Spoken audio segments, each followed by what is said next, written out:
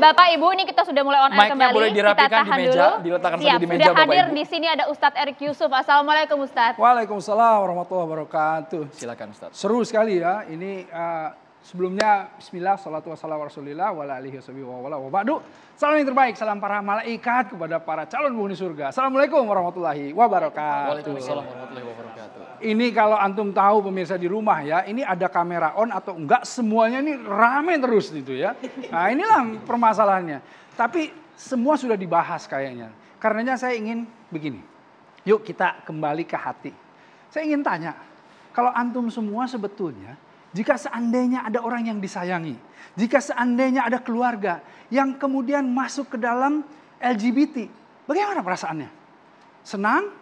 Mau? Atau mungkin berharap, aduh semoga ada LGBT atau gimana? Nah artinya kita sepakati dulu. Kalau kita sepakat bahwa hal seperti ini adalah perilaku yang menyimpang. Perilaku yang kita harus kemudian fokus untuk apa? Untuk membantu dia keluar dari permasalahannya. Ayo kita berarti sepakat. Ini harus kemudian kita persempit. Ya, ini sepakati dulu. Nah, bukan artinya kemudian kita itu juga mengeneralisir semuanya. Saya melihat begini. Ada hal yang kita itu harus perhatikan ketika lewat tadi atau sihab tadi, ya, apakah itu homoseks atau lesbian, itu kita dibuat semakin lama semakin permisif. Lihat, televisi kita pada masa lalu, bahkan kalau kita ingat TSI sampai dilarang. Kenapa? Karena itu dianggap mempromosikan, itu dianggap mengkampanyekan. Nah sekarang coba bayangkan, saking sangat permisifnya sampai mungkin, ya kita lihat sendiri. Nah ini yang mengkhawatirkan. Nah karenanya kalau kita sudah sepakat bahwa tadi Kiai Khalil sebutkan yang namanya fahisyah itu sebetulnya apa sih? Sebetulnya perbuatan yang keji, yang masuk juga ke yang namanya khaba'ith, sesuatu yang hina, sesuatu yang menjijikkan begitu. Yang kemudian kita harus kemudian menjauhkan itu semuanya. Artinya kita harus bersama-sama menempatkan itu pada tempatnya. Nah, tapi bukan berarti kemudian orang-orang yang sudah terpapar atau orang-orang yang terkena itu semuanya kemudian kita basmi, bukan itu. Kita kemudian rangkul itu, kita lindungi itu. Tapi ingat, kita lindungi, bukan kita biarkan untuk kemudian mengkampanyekannya. Nah ini yang jadi permasalahan. Jangan atas nama yang namanya apa? Free and equal. Kan ada yang namanya free and equal itu yang kemudian mengkampanyekan ini seakan-akan mengajak orang-orang untuk masuk ke golongan tersebut. Ini kan permasalahan yang serius. Ya, kenapa sampai serius seperti ini? Karena apa? Coba kita lihat. Kenapa agama tadi Kiai Khalil dan Ibnu Novel menceritakan atau menjelaskan bahwa kenapa agama itu melakukan tindakan-tindakan preventif. Kemudian ada juga masalah punishment. Yang sampai punishmentnya yang kemudian motivasi khauf ya. Yang diberikan ketakutan. Bisa dibunuh langsung atau dilempar dan lain-lain. Itu karena ini kita harus sadari ini merusak. Ini akan kemudian melemahkan generasi. Akan depopulisasi. Akan melemahkan, merusak kelahiran. Akan menghancurkan tatanan kehidupan.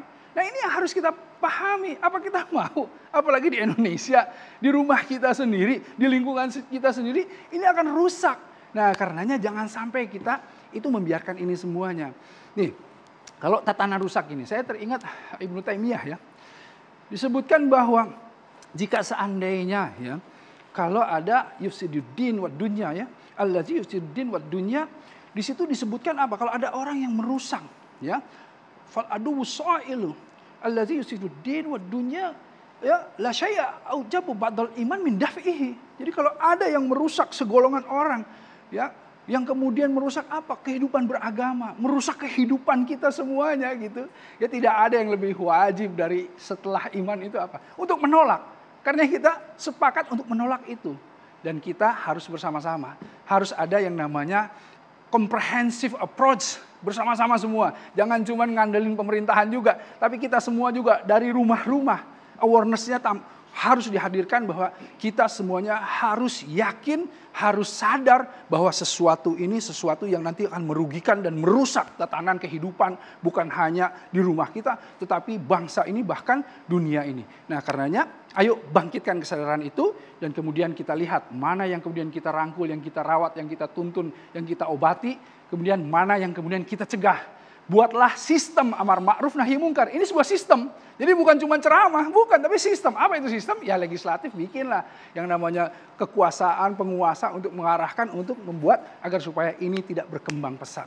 Menurut saya seperti itu. Tapi tetap jangan kemudian kita bereaksi terlalu berlebihan. Karena apa? Karena bisa terjadi monsterisasi agama. Jadi apa? Agama seakan-akan dihadapkan bahwa agama tidak punya peri kemanusiaan. Hati-hati jangan terjebak ke situ. Ya, karena yang mereka inginkan memang itu.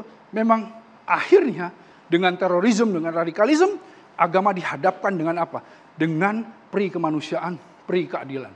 Jangan kita masuk ke situ, kita tampilkan bagaimana secara elegan agama juga kemudian menghadapi kasus ini.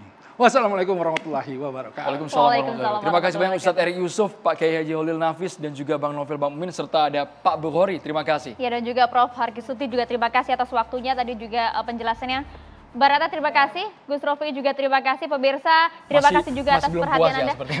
Kita tahan dulu, nanti kita buka ruang diskusi lagi.